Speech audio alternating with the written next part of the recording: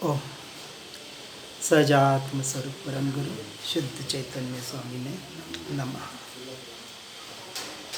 जिनवर प्रभु की दिव्य ध्वनि जो शुद्ध बोध स्वरूप है, स्याद वाद से जो है अलंकृत शारदे श्रुत रूप है।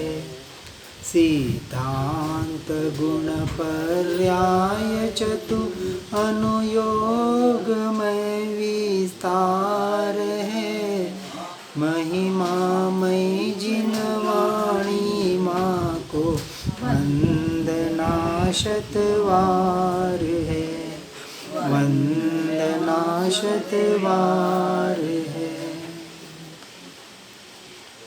ओम सजात्म स्वरूप परम गुरु शुद्ध चैतन्य स्वामी ने नमः। श्री नियमसार जी कुंद कुंद आचार्य भगवंत द्वारा प्ररूपित गाथा 11-12 को के द्वारा हमने स्वभाव और विभाव, ज्ञानोपयोग और दर्शनोपयोग, इसको विशेष रूप में जानने का प्रयास किया। चैतन्यानुविधायी परिणाम वह उपयोग है और उपयोग दो प्रकार का है, ज्ञानोपयोग और दर्शनोपयोग। ज्ञानोपयोग के भी दो प्रकार बताएं, स्वभाव ज्ञानोपयोग और विभाव ज्ञानोपयोग।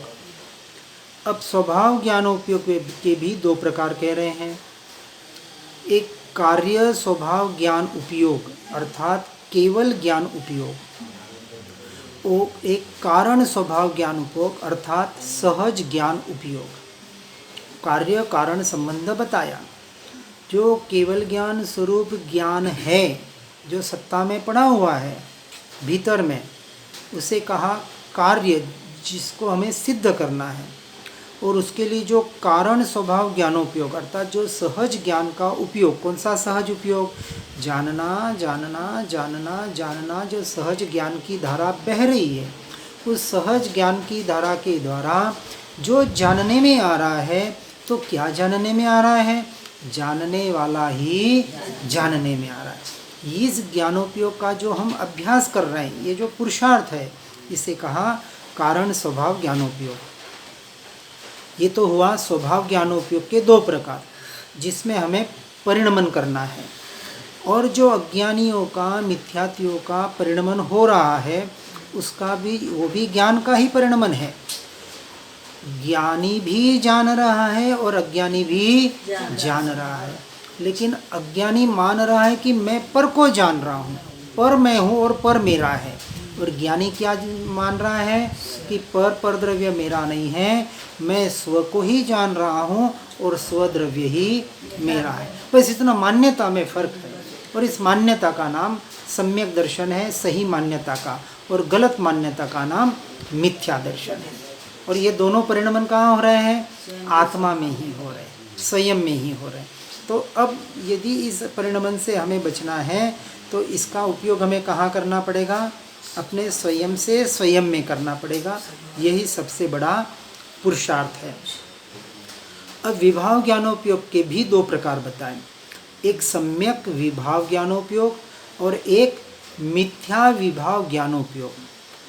यानी जो ये विभाव रूप परिणमन हो रहा है, विभाव रूप में भी एक तो पूरा का पूरा पर में रचपच रहा है, जो संपूर्णतः मिथ्या है, और एक पर से स्व की ओर आने का प्रयास और पुरुषार्थ कर रहा है, उसे कहा सम्यक विभाव ज्ञानोपयोग।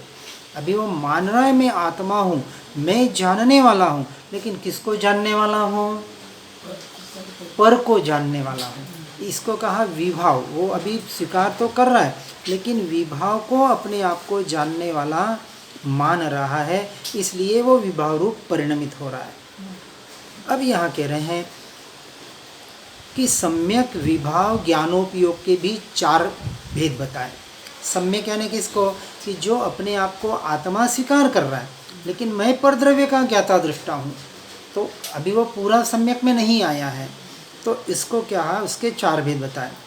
सुमति ज्ञानोपयोग, सुश्रुत ज्ञानोपयोग, सुअवधि ज्ञानोपयोग और मनपर्य ज्ञानोपयोग। यानी ये जो जब तक ज्ञान में भेद मान रहा है, अभी अभेद की तरफ दृष्टि नहीं है, तब तक उसे कहा सम्यक, क्योंकि समझ सच्ची है। लेकिन अभी भी जो जैसे कहा संकल्प और विकल्प, किसे कहा संकल्प और विकल्प? पर को अपना मानना, पर को अपने आप को जानने वाला मानना, इसको कहा संकल्प। मैं इसको जान रहा हूँ, इसको जान रहा हूँ, इसको जान रहा हूँ, इसको जान रहा हूँ, इस तरह से जानना जानना जो खंडित हो रहा है, इस प्रकार से अपने ज्ञान को खंड रूप मानना, उसको कहा विकल्प। जब हम इस विकल्प के द्वारा कि अब जब हम आगे जाएंगे, ये जो सम्यक विभाव ज्ञानोपयोग, यह सम्यक स्वभाव ज्ञानोपयोग कब बनेगा? कि जब ये जानना जानना जानना परद्रव्य का हो रहा है, तब चिंतन चलेगा कि ये जानना परद्रव्य का न होते हुए मेरे ज्ञान स्वभाव का ही जानना हो रहा है। अब ये खंडित होता हुआ ज्ञान कैसे हो जाएगा? अखंड हो जाएगा। कि 5 इंद्रियों से जो जानना हो रहा है उसमें भी ज्ञान ही जानने में आ रहा है, मन के विकल्पों के बहते प्रवाह के काल में भी ज्ञान ही जानने में आ रहा है, तो निरंतर अब उसका उपयोग कहाँ आएगा? अपने ज्ञान स्वभाव में आएगा। अब ये मति ज्ञान, श्रुत ज्ञान, अवधि ज्ञान और मनपर्य ज्ञान, ज्ञान के और केवल ज्ञान, 5वां ज्ञान, व्यवहार की अपेक्षा से ज्ञान के 5 भेद बताए। वास्तविक ज्ञान में कोई भेद नहीं है। जब तक भेद मान रहा है तब तक वो सम्यक विभाव ज्ञानोपयोग है, और जब उस भेद से वो अभेद में आ जाएगा, उस त्रिकाणी ध्रुव तत्व में आ जाएगा, तो वही विभाव ज्ञानोपयोग स्वभाव सम्यक ज्ञानोपयोग बनेगा। शब्दों का ये है, शब्दों में ना उसके भावों को पकड़ने का हमें प्रयास करना है। अब अगली 2 गाथाओं में कहेंगे कि मिथ्या विभाव ज्ञानोपयोग के अर्थात केवल विभाव ज्ञानोपयोग भी 3 भेद बताएं। कुमति ज्ञानोपयोग, कुश्रुत ज्ञानोपयोग और विभंग अर्थात कुअवधि ज्ञानोपयोग। जैसे कल अपन ने देखा था, मति, श्रुत, अवधि, मनपर्य और केवल सिर्फ सम्यक दृष्टि के ही होते हैं। तो मिथ्या दृष्टि के क्या होता है? कुमति, कुश्रुत और कुअवधि। इस अपेक्षा से ज्ञान के 8 भेद बताए जाते हैं। अब 10वीं गाथा की टीका पूर्ण करते हुए टीकाकार मुनिराज कहते हैं कि जिनेन्द्र कथित समस्त ज्ञान के भेदों को जानकर, अब ये जो ऊपर में ज्ञान के भेद अभी ये स्थूल से बताए, अब जिसको इसको गहराई में जाना है वो शास्त्रों के द्वारा, किसी विद्वानों के द्वारा समझ सकता है। पर ज़्यादा गहराई में जाने से भी हमें इसको समझकर जिस प्रयोगों को करना है भेद ज्ञान और भेद विज्ञान के द्वारा, उस पर हमें जोर देने का प्रयास करना है। तो अब ये किन्होंने बताया? केवली प्ररूपी जो धर्म गणधरों के द्वारा और भावलिंगी मुनियों के द्वारा, महापुरुषों के द्वारा, ज्ञानी पुरुषों के द्वारा, इन शास्त्रों के सप्त शास्त्रों के द्वारा जो हम तक आज पहुंच रहा है। ये वाणी किसकी है? ये सारे बीच में पोस्टमैन मीडिएटर बने, वाया पोस्टमैन होता है। अब यहाँ से हम कोई विदेश में किसी को पहले डाक से जाते थे, तो यहाँ से एक पोस्ट में जाता था, वहाँ से दूसरे पोस्ट में जाता था, वहाँ से फिर आगे से ऐसे 2-4 पोस्टों से होते हुए फिर उस व्यक्ति तक पहुँचता था। तो हमारे ये जो सारे बीच में मीडिएटरों के द्वारा जो हम तक ये वाणी पहुँच रही है, तो ये बीच में जितने भी ये सारे हमारे उपकारी हैं। अब ये जिनेन्द्र कथित समस्त ज्ञान के भेदों को जानकर, अब ये सारे ज्ञान के भेदों को क्यों जानना? स्वभाव को भी जानना और परभाव को भी जानना, स्वद्रव्य को भी जानना और परद्रव्य को भी जानना, जीव को भी जानना, अजीव को भी जानना, जीव के स्वरूप को भी जानना और संसार के स्वरूप को भी जानना। दोनों को जानना है। क्यों जानना है? एक से हटना है, क्योंकि उसका स्वरूप भी पता नहीं होगा तो उससे हट नहीं पाएंगे। जब तक परद्रव्य परभावों का, संसार की असारता का ज्ञान नहीं होगा कि सब असार है, क्षणभंगुर है, नश्वर है, मेरे काम के नहीं है, न मेरा वो कुछ बिगाड़ सकते हैं, न वो मेरा कुछ सुधार कर सकते हैं। ये जब मान्यता दृढ़ हो जाएगी, इसके लिए परद्रव्य को समझना है। और जैसे ही इन ज्ञान के भेदों को समझ जा कि सब कुछ मेरा मेरे भीतर पड़ा हुआ है, मुझे अपने में, अपने से अपने में रहने के लिए किसकी ज़रूरत है? निश्चय की अपेक्षा से किसी की नहीं, लेकिन व्यवहार की अपेक्षा से अभी कमजोरी होने की वजह से सद्देव, सद्गुरु, सत्यशास्त्र, सद्धर्म की ज़रूरत है। इतना ही। और इन सबके द्वारा जो हम सुन रहे हैं, पढ़ रहे हैं, और ये सुन पढ़कर उसके प्रयोग करने के लिए ये जो मनुष्य रूपी पुद्गल की देह मिली है, जिसे हम मन वचन काया कहते हैं, अब इस मन वचन काया का ही उपयोग करके, ये साधन है, साध्य नहीं है। तो इन साधनों का, कौन से 2 साधन हुए? एक सद्देव, सद्गुरु, सत्यशास्त्र, सद्धर्म रूपी, जिसे हम धर्म कहते हैं, ये एक साधन हुआ। और उन साधन के द्वारा अब ये जो दूसरा साधन, जिसे हम मनुष्य रूपी देह कहते हैं, इन दोनों का समन्वय करके अपने ज्ञान स्वभावी भगवान आत्मा तक पहुंचना। और एक बार जीव वहाँ पहुँच गया तो अब इन साधनों की भी ज़रूरत न रही फिर। और जब तक नहीं पहुँच रहे हैं तब तक इन साधन का सहारा हमें लेना पड़ेगा। इसलिए सभी भेदों को जानना पड़ेगा, फिर भेदों से अभेद में आना है। तो ऐसे समस्त ज्ञान के भेदों को जानकर जो पुरुष पर भावों का परिहार करके, किसका? पर भावों का, क्योंकि ये जो परिहार का मतलब त्याग, जीव त्याग किसका कर सकता है? ये देखो, बहुत एक एक शब्दों को बराबर समझना है। यहाँ पर द्रव्य का त्याग नहीं बताया, क्योंकि पर द्रव्य का त्याग जीव कर ही नहीं सकता। जो वस्तु मेरी नहीं है, ये मन वचन काया, ये शरीर, ये धन दौलत संपत्ति, स्त्री पुत्र परिवार, जो पुद्गल के परिणमन है, जो मेरी वस्तु है ही नहीं, उसका त्याग करने का अधिकार क्या मेरा होगा?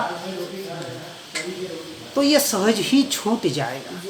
जब ये मैं नहीं, मेरा नहीं, और मैं आत्मा हूँ, मेरे अनंत गुण मेरा परिवार है, ये जब दृढ़ता होगी, किसके द्वारा होगी?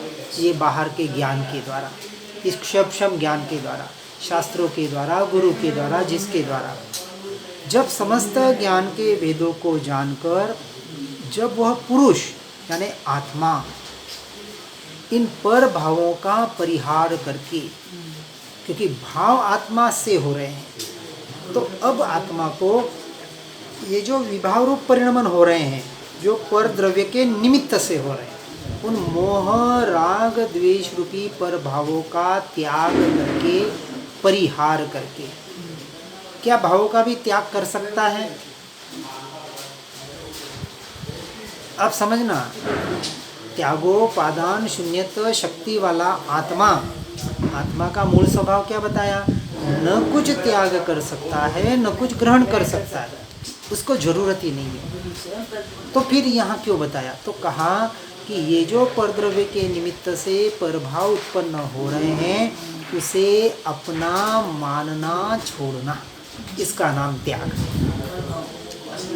ये श्रद्धान का विषय है। श्रद्धान में जो मान्यता में बिठा रखा है ना, ये मैं और ये मेरे से राग हो रहा है, मैं द्वेष करता हूँ, राग द्वेष का, मोह का भी कर्ता भोक्ता जो स्वयं को मान रखा है, वहाँ से भी हमें छूटना है। राग मोह राग द्वेष रूपी भाव आत्मा से उत्पन्न हो रहे हैं, लेकिन आत्मा में नहीं है, आत्मा के नहीं है। यदि आत्मा के होते, आत्मा में होते, तो कभी नहीं जाते। जो वस्तु निकलती है, जाती है, यानी वो उसमें मिली हुई नहीं। पानी में अशुद्धि मिलती है, कचरा मिलता है, उस कचरे को निकाल सकते कि नहीं? आज तो फिल्ट्रेशन, बड़े बड़े आरओ वाटर और इतने उपकरण हो गए कि अंश मात्र भी बिल्कुल प्योर मिनरल वाटर आपको मिलता है। तो वो अशुद्धि निकली, क्यों निकली? क्योंकि वो पानी में नहीं मिली। यदि पानी में मिल जाती तो कभी निकल ही नहीं पाती। व्यवहार से कहा गया कि पानी दूषित हुआ तो उसे शुद्ध किया जा सकता है। इसलिए व्यवहार से कहने में आता है कि आत्मा कर्मरूप परिणमित भले हो रहा हो, अशुद्धि भले उसमें हो रही है, लेकिन वो अशुद्धि, वो कर्म आत्मा में एक रूप नहीं हो गए। जैसे कोई डॉक्टर किसी को सुई इंजेक्शन दे तो व्यवहार से कहा जाता है कि सुई शरीर के अंदर गई, पर क्या सुई शरीर के अंदर गई? यदि सुई उस शरीर में चली जाती, शरीर रूप हो जाती, तो कह सकते हैं कि सुई शरीर के अंदर चली गई, लेकिन सुई बाहर निकल जाती है।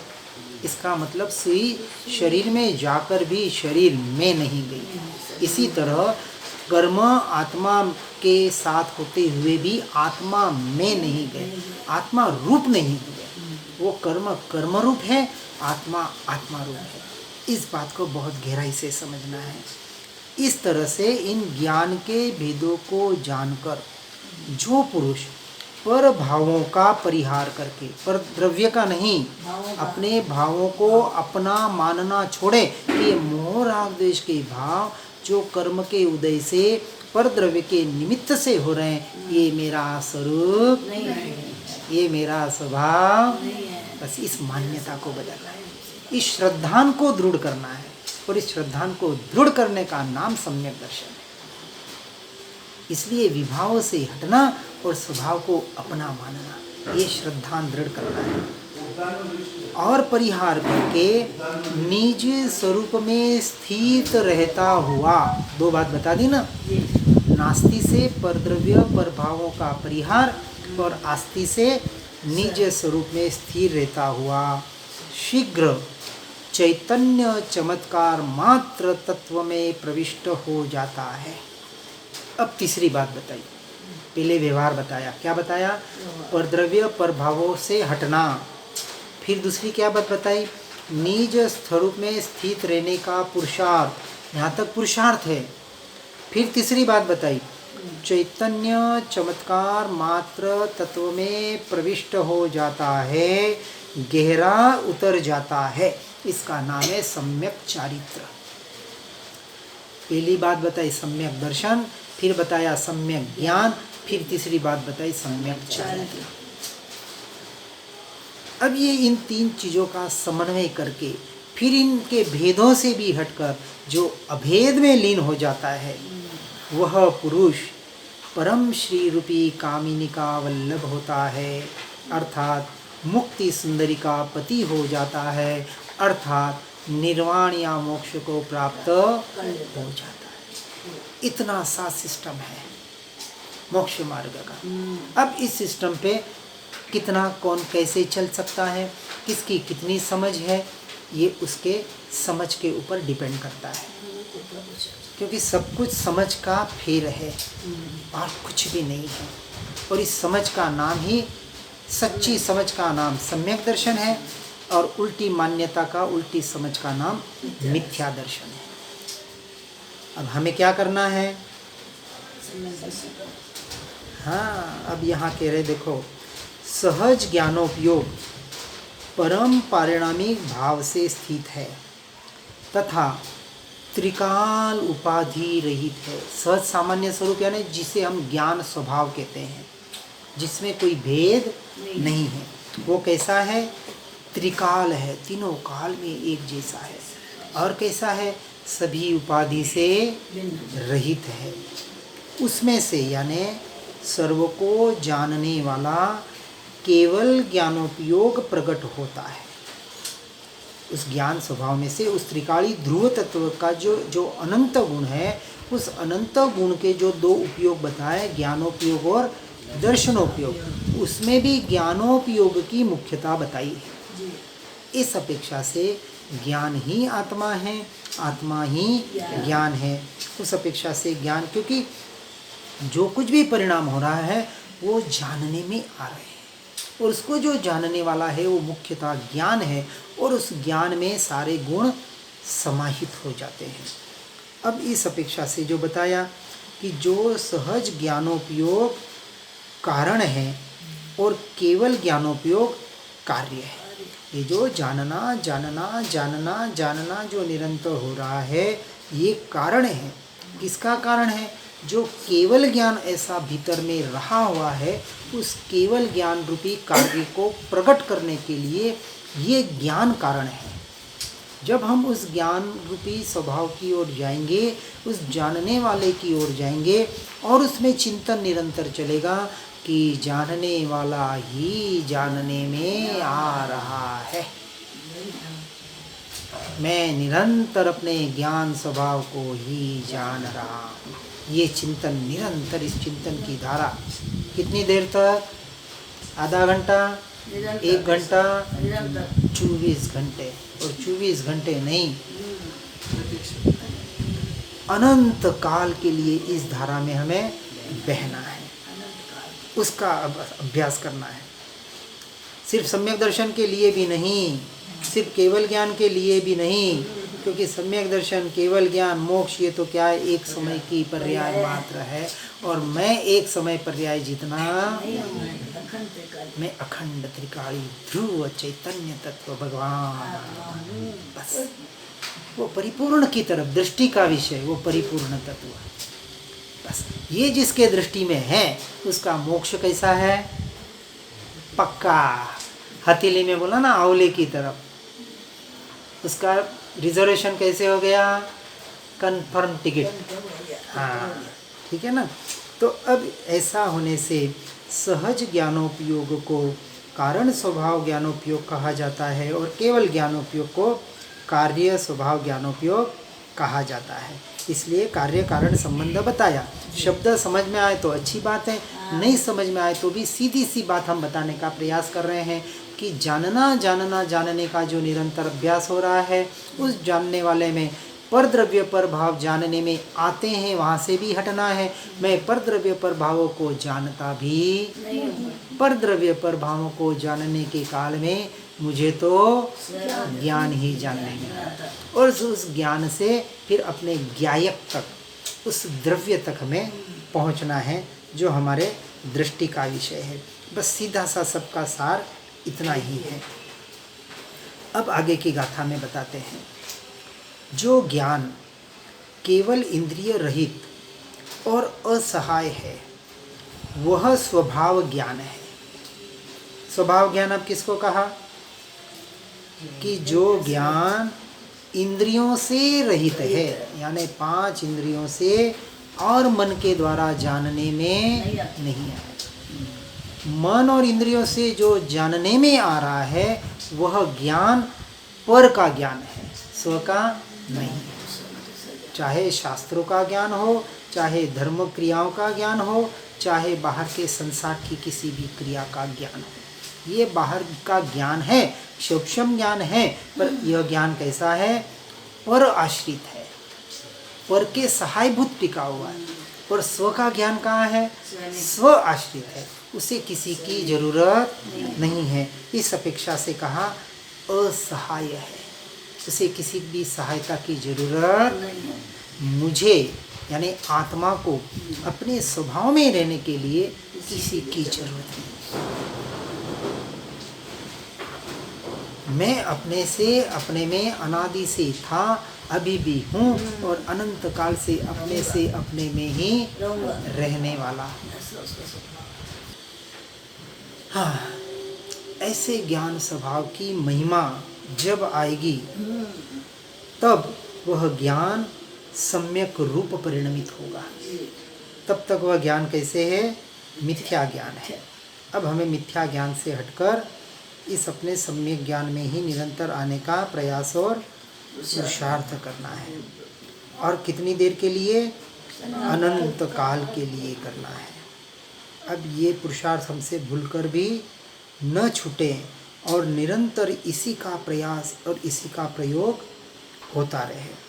अब इसी बात को कह रहे हैं कि सम्यक ज्ञान और मिथ्या ज्ञान रूप भेद किए जाने पर जो विभाव ज्ञान है, पहले स्वभाव ज्ञान बताया। स्वभाव ज्ञान कैसे बताया? इंद्रियों से रहित और असहाय है। जो दूसरा ज्ञान है, जो मिथ्यात्वियों का है, अज्ञानियों का है, उसे कहा कि यह मिथ्या ज्ञान रूप भी उसके 2 भेद किए जाने पर विभाव ज्ञान 2 प्रकार का बताया। पहले सम्यक ज्ञान 4 भेद वाला है, मति, श्रुत, अवधि तथा मनोव्याम। और अज्ञान यानी मिथ्या ज्ञान, मति आदि भेद से 3 प्रकार के बताया, कुमति, कुश्रुत और कुअवधि। अब यहाँ ज्ञान के भेद कहे जाते हैं। जो उपाधि रहित स्वरूप वाला होने से केवल है, केवल यानी मात्र, ओनली, केवल ज्ञान यानी सिर्फ जहाँ ज्ञान ज्ञान ज्ञान ज्ञान की ही धारा बहे, एक समय के लिए भी अपने ज्ञान से वह जीव बाहर न आए, उसका नाम है केवल ज्ञान। सिर्फ ज्ञान सभा का ही वहाँ उसमें स्थिरता हो गई है। अब पररूप परिणमित हो रहा है, लेकिन वो सारा परिणमन किसका है? पुद्गल का परिणमन हो रहा है। इसलिए तीर्थंकरों की वाणी खीर रही है, ऐसा कहा जाता है। रोम रोम से वाणी खिरती है। कैसे खिरती है? भाषा वर्गणा का परिणमन उसकी योग्यता से जो केवल ज्ञान में जानने में आया। 3 लोकालोक, जो भी जिस जैसा लोकालोकाप 6 द्रव्य का जो स्वरूप उन्होंने केवल ज्ञान में देखा जाना, और देखा जाना कहने से जैसा जानने में आया, वह भाषा वर्गणा रूप परिणमित होकर रोम रोम से वो भाषा वर्गणा वो भाषा खिरती है। जब ये भाषा वाणी खिरती है, जब ये देशना खिरती है, उस वक्त तीर्थंकरों का, केवलियों का उपयोग कहाँ है? अपने ज्ञान से। और इसी का नाम स्वपर प्रकाशक है। एक ही समय में दोनों काम होते हैं, अलग अलग समय में नहीं। इस तरह से जो उपाधि रहित स्वरूप वाला होने से केवल है, आवरण रहित स्वरूप वाला होने से क्रम, इंद्रिय, देश, काल आदि के व्यवधान रहित है, एक एक वस्तु में व्याप्त नहीं होता हुआ, या फिर भी समस्त वस्तु में व्याप्त हो रहा है, इसलिए असहाय है, वह कार्य स्वभाव ज्ञान है, वह हमारा लक्ष्य है। कारण ज्ञान भी वैसा ही है। कैसे? तो निज परमात्मा में विद्यमान सहज दर्शन, सहज चरित्र, सहज सुख और सहज परम चित शक्ति रूप निज कारण समय सार के स्वरूपों को युद्ध पद जानने में समर्थ होने से वैसा ही है। इस प्रकार शुद्ध ज्ञान का स्वरूप कहा। केवल ज्ञानियों के सिद्ध परमात्मा का ज्ञान कैसा है? शुद्ध है, वहाँ अंश मात्र भी मलिनता नहीं है। और वह ज्ञान कैसा है? तो उसके लिए ऐसा सहज दर्शन, चारित्र, सुख, अनंत शक्ति रूप, ऐसा जो उनका परिणमन निरंतर स्वयं से स्वयं में हो रहा है, यह परमात्मा का स्वरूप होने से वह शुद्ध प्रकार ज्ञान का स्वरूप कहा। और जब वही ज्ञान अज्ञानियों का कहें या ज्ञानियों का, क्योंकि ज्ञानियों के भी अभी शुभाशुभ परिणाम चल रहे हैं अपेक्षा से, अपने गुणस्थान की अब भले सम्यक दर्शन प्राप्त हो गया, तो सम्यक दर्शन में दर्शन मोह का अभाव हुआ, अभी चारित्र मोह है, और चारित्र मोह की उदय से राग द्वेष के परिणाम हो रहे हैं। मोह निकल गया लेकिन राग द्वेष हो रहा है, तो शुभाशुभ परिणाम हो रहे हैं, इसलिए उससे अभी पूर्णतः शुद्ध नहीं कहा गया। कभी शुद्ध, कभी अशुद्ध, कभी शुभाशुभ, मतलब चौथे पांचवें में शुभाशुभ और छठे में शुभ और शुद्ध, छठे सातवें में झोला खाते हैं। इस तरह से ज्ञान का स्वरूप भेद से कहा जाता है, भेद की अपेक्षा से, उपलब्धि, भावना और उपयोग से तथा अवग्रह आदि भेद से अथवा बहुविध आदि भेद से। मति ज्ञान अनेक भेद वाला है। लब्धि और भावना के भेद से श्रुत ज्ञान 2 प्रकार का है। देश, सर्व और परम के भेद से, अर्थात देश अवधि, सर्व अवधि और परम अवधि, ऐसे 3 भेदों के कारण अवधि ज्ञान भी 3 प्रकार का है। रुजुमति और विपुलमति के भेद के कारण मनपर्यव ज्ञान 2 प्रकार का है, और परम भाव में स्थित सम्यक दृष्टि को यह 4 सम्यक ज्ञान होते ही होते हैं। ये भेदों के नाम दिए हैं, इसके विशेषण में हमें जाने की जरूरत नहीं है। ठीक है, हमें सिर्फ एक समझने के लिए अपने को समझना है, इतने भेद होते हैं। अब यदि भेदों में जाएंगे तो अभेद तत्व से दूर हो जाएंगे। हमें सिर्फ जानकारी के लिए यहाँ शास्त्रों की अपेक्षा से बताने का प्रयास किया गया है। और जहाँ मिथ्या दर्शन हो वहाँ 3 प्रकार का ज्ञान बताया, कुमति, कुश्रुत और कुअवधि या विभंग ज्ञान, ऐसे नामांतरों के अन्य नामों से प्राप्त होते हैं। यहाँ ऊपर कहे हुए ज्ञानों में सहज ज्ञान शुद्ध अंतस्तत्व स्वरूप यानी परम तत्व में व्यापक होने से स्वरूप प्रत्यक्ष है। केवल ज्ञान सकल्प प्रत्यक्ष अर्थात संपूर्ण प्रत्यक्ष है। यानी परिपूर्ण दशा कब है? केवल ज्ञान प्रकट होता है तब। जब तक केवल ज्ञान प्रकट नहीं है तब तक अपने आप को भले हम निश्चय से कहते कि मैं शुद्ध आत्मा हूँ, मैं भगवान आत्मा हूँ, लेकिन अपने को भूल के भी परिपूर्ण अभी पर्याय में मत मान लेना, क्योंकि पर्याय में अधूरापन है, पर्याय में अशुद्धि है और पुरुषार्थ भी पर्याय में करना है, द्रव्य में कुछ करना ही नहीं है। तो अपनी जो कमियां हैं, अपने जो दोष हैं, अपनी जो अशुद्धियां हैं, उनको देखकर, जानकर, समझकर उनको निकालने का निरंतर प्रयास करना है। ठीक है, तो ये हमारा पुरुषार्थ हुआ। और आगे कहते हैं कि यह अवधि ज्ञान का विषय संबंध रूपी द्रव्यों में है। ऐसा आगम का वचन होने से अवधि ज्ञान विकल प्रत्यक्ष अर्थात एक देश प्रत्यक्ष है।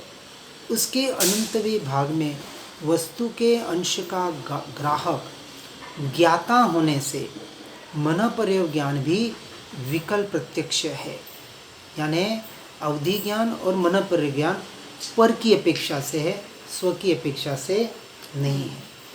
केवल ज्ञान के लिए अवधि मनपर्य हो या न हो इसका कोई विशेष महत्व नहीं है, क्योंकि पर के लक्ष्य से है।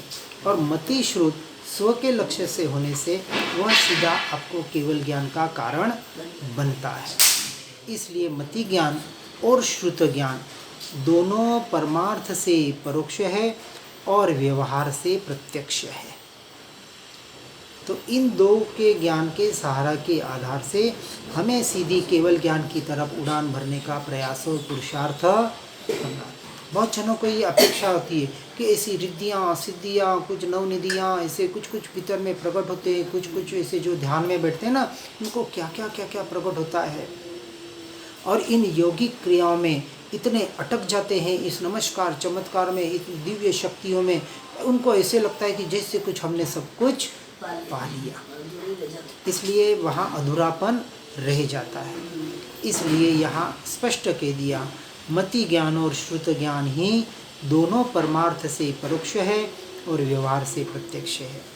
और विशेष यह है कि उक्त यानी ऊपर कहे हुए ज्ञानों में साक्षात मोक्ष का मूल निज परम तत्व में स्थित ऐसा एक सहज ज्ञान ही है। अब क्या कर लिया? सारे भेदों को बता दिया। अब भेदों से कहाँ आ गए? अभेद में आ गए। यानी दृष्टि का विषय ये अभेद नहीं, दृष्टि का विषय ये भेद ज्ञान का विषय और दृष्टि का विषय अभेद तत्व। इसलिए ये आगे कह दिया कि विशेष यह है कि उक्त ऊपर कहे हुए ज्ञानों के भेद में, अब उस भेदों में अटकना नहीं है, साक्षात मोक्ष का मूल। अब मोक्ष का मूल क्या है? निज परम तत्व में स्थित। परम तत्व में यानी अपने भीतर, अपनी आत्मा में स्थित ऐसा जो एक सहज ज्ञान है, ये अपना स्वयं का सहज ज्ञान ही हमें मोक्ष तक पहुंचाएगा। बाहर का कोई ज्ञान नहीं पहुंचाएगा। तो बाहर के ज्ञान से, सूक्ष्म ज्ञान से जब ज्ञान स्वभावी आत्मा को जाना, अपने ज्ञान स्वभाव को जाना, अब उस ज्ञान स्वभाव की स्थिरता के आधार पर हर जीव, जगत का हर जीव मोक्ष का अधिकारी बन सकता है। किसी एक की मालकियत नहीं है। और ऐसे सहज ज्ञान यानी ऐसे सहज ज्ञान के पारिणामिक भाव रूप स्वभाव के कारण भव्य का परम स्वभाव होने से सहज ज्ञान के अतिरिक्त अन्य कुछ भी उपादेय नहीं है। देखो, भेद से अभेद में लेके आ गए। उपादेय यानी ग्रहण करने योग्य क्या है कि ये जो सहज परम पारिणामिक भाव रूप जो हमारा स्वभाव है, जो मैं हूँ, जो कारण भव्य का परम स्वभाव होने से भव्य जीव का लक्षण बता रहे हैं, और ऐसे सहज ज्ञान के अतिरिक्त अन्य कुछ भी उपादेय यानी ग्रहण करने योग्य नहीं है। अब ऐसे इस सहज चिद विलास रूप अब अपनी ज्ञान की महिमा बता रहे हैं, स्वयं की महिमा। कैसा है ज्ञान? सहज चिद विलास रूप, सहज अपने चैतन्य में विलास करने वाला, निवास करने वाला, अपने स्वयं में केली करने वाला, अपने स्वयं से स्वयं की गुफा में रहने वाला, ऐसा स्वयं की महिमा बता रहे हैं। और कैसा कहा? सदा सहज परम वितराग सुख के अमृत स्वरूप। किसको कह रहे हैं? अपने ज्ञान स्वभाव की महिमा बता रहे हैं। हर जीव के भीतर जो उसका ज्ञान स्वभाव रहा हुआ है, हर जीव की अपनी महिमा बता रहे हैं, और इस महिमा के आधार पर ही जीव अपने आप को परम पद पे यानी परमात्मा पद पर स्थिर कर सकता है। जब तक स्वयं की महिमा नहीं आएगी और परद्रव्य पर भाव की महिमा नहीं छूटेगी, दोनों बात, सिर्फ स्वयं की महिमा करता रहेगा और परद्रव्य में रचा पचा रहेगा, पर से निवृत्ति नहीं लेगा। इसलिए जो आश्रम व्यवस्था बताई ना कि पहले ब्रह्मचर्याश्रम, फिर गृहस्थाश्रम, 51 के बाद वानप्रस्थ आश्रम और फिर 60 के बाद संन्यस्त आश्रम। अब सारी व्यवस्था तो धूल मिल हो गई। आज 80 साल वाला भी घर से निकलना नहीं चाहता। चलो दीक्षा ले नहीं ले आगे की बात, कम से कम घर से तो निकले, वानप्रस्थ तो बने। ऐसे आश्रमों में, ऐसे स्थानों पे, ऐसे मुनियों के, साधुओं के, जिनके भी संग में रह के अपने धर्म की आराधना करे। बस इतना तो हर जीव कर सकता है यदि चाहे तो, चाहे तो, और चाह स्वयं से उत्पन्न करनी पड़ेगी, कोई देने वाला नहीं है। ज्ञानी पुरुष तो पुकार पुकार के कह रहे हैं, ऐसा सदा सहज परम वितराग सुख अमृत अप्रतिहत निरावरण परम चित शक्ति का रूप। क्या है कि उपमा दे रहे हैं? किसको उपमा दे रहे हैं? उस स्वभाव की, उस स्वरूप की जो हर जीव के भीतर है, हर जीव के भीतर है। लेकिन अन्य जीवों से मुझे क्या प्रयोजन? मुझे तो अपने से प्रयोजन, जो मेरे भीतर है, जो मैं हूँ। ऐसी मैं की महिमा। ये पूरी महिमा किस लिए करा रहे? कि हर जीव को अपने स्वभाव की महिमा।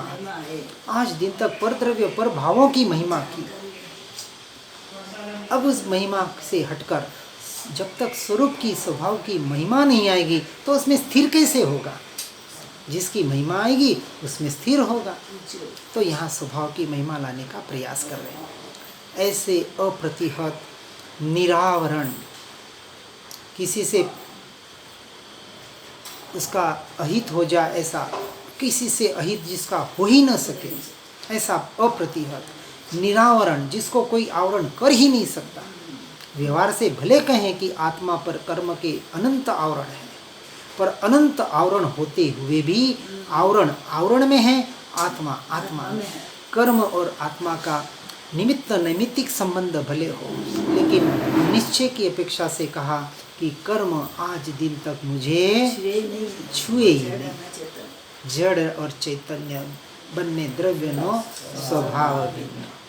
इस स्वभाव को समझना है और इस स्वभाव को ही यहाँ बताने का प्रयास और पुरुषार्थ किया जा रहा है। ऐसा निरावरण और कैसा परम चित्त शक्ति का रूप, चित्त शक्ति, चैतन्य रूपी परम शक्ति, अनंत वीर्य, अनंत ज्ञान, अनंत दर्शन, अनंत सुख, अनंत वीर्य से अनंत अनंत अनंत अनंत अनंत अनंत गुणों का अधिपति कौन? भगवान आत्मा। ऐसा भगवान आत्मा कौन? मैं। अब ये शरीर हट गया बाहर, ये शरीर में जो मैंपना था, ये जो संसार में मेरापना था, वो गया 12 के भाव में। शरीर के लिए तो छुट्टियाँ ना, बस सदा के लिए। ये मैं अपने में स्थापन करना है। ऐसा सदा अंतर्मुख स्वस्वरूप में अविचल स्थिति रूप सहज परम चारित्र, इसे परम चारित्र कहा। परम चारित्र, दर्शन ज्ञान चारित्र, चारित्र का अर्थ चरित्र चारित्र, अपने स्वरूप में स्थित रहने का नाम सच्चा चारित्र है, और इस चारित्र को हमें निरंतर ग्रहण करना है। ऐसे परम चारित्र और त्रिकाल अविच्छिन्न, ऐसे तीनों काल जिसका कभी छेद हुआ नहीं, भेद हुआ नहीं, जो कभी अपने से दूर हुआ नहीं, हो सकता नहीं।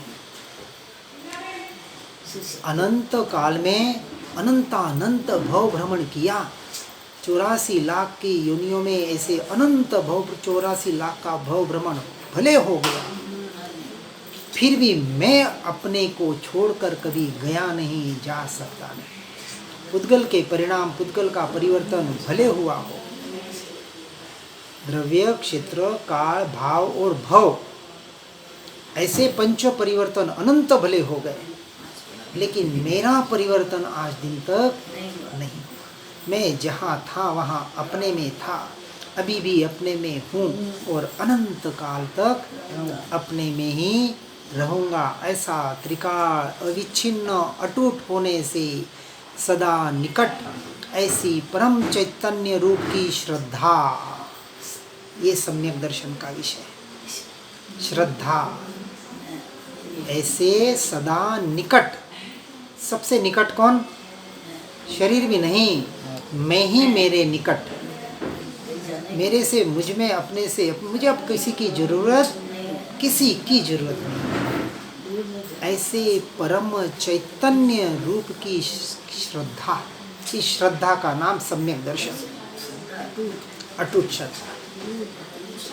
तो देवगुरु शास्त्र के माध्यम से जो जाना पहचाना और उसके द्वारा जो स्वयं के स्वरूप की श्रद्धा हुई, इसका नाम है चैतन्य स्वरूप की श्रद्धा, और इस श्रद्धा का नाम है सम्यक दर्शन, निश्चय सम्यक दर्शन। तो व्यवहार सम्यक दर्शन से निश्चय सम्यक दर्शन, पूरी परिपाटी ये है। और ये जब तक परिपूर्णता नहीं होगी, इस स्वभाव के कारण, कौन से?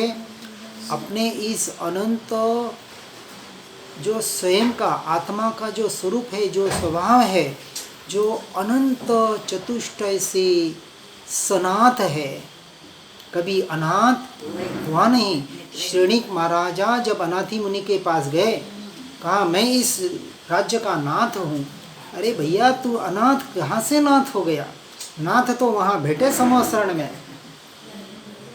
इतना सुन के उसने कहा मैं अनाथ हूँ? भाई तू अनाथ है, तू मेरा नाथ कैसे बन सकता है?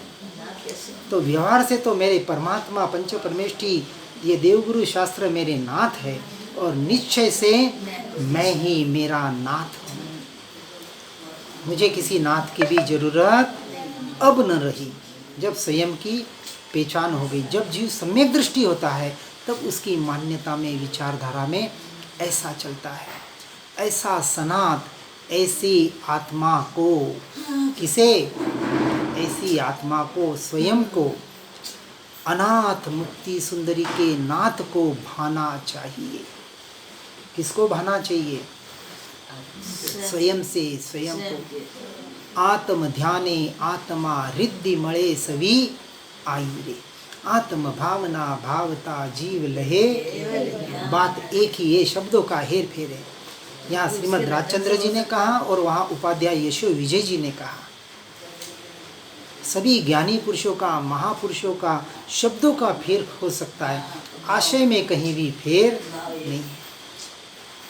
जो नौपज्जी की ओड़ी में 9 की 9 दोहे बताएं, उपाध्याय यशो विजय जी ने 9 के 9 दोहे में पूरा आत्म तत्व ठसा ठस भर दिया है, लेकिन इसको सही तरीके से समझने की जरूरत है। और ऐसा जीव अर्थात सहज ज्ञान विलास रूप से स्वभाव अनंत चतुष्टय युक्त आत्मा को भाने वाला, अनुभव करने वाला जीव सम्यक दर्शन से लेके मोक्ष की यात्रा करने का अधिकारी है। इस प्रकार संसार रूपी लता का मूल छेदने के लिए हंसिया रूप इस उपन्यास से ब्रह्मोपदेश किया। ब्रह्म का यानी आप आत्मा का उपदेश किया। इस प्रकार के पर द्रव्य से पर भावों की महिमा को हटाकर स्वद्रव्य और स्वभाव की महिमा को बताकर यही यहाँ हमें उपदेश दिया जा रहा है कि हे जीव, पर द्रव्य और पर भावों से छुटकर एकमात्र स्वद्रव्य और स्वभाव का आश्रय लेकर निरंतर अपने स्वरूप में और स्वभाव में रमणता करने का प्रयास और पुरुषार्थ करें। इसी भावना के साथ ओम नमः सिद्धम।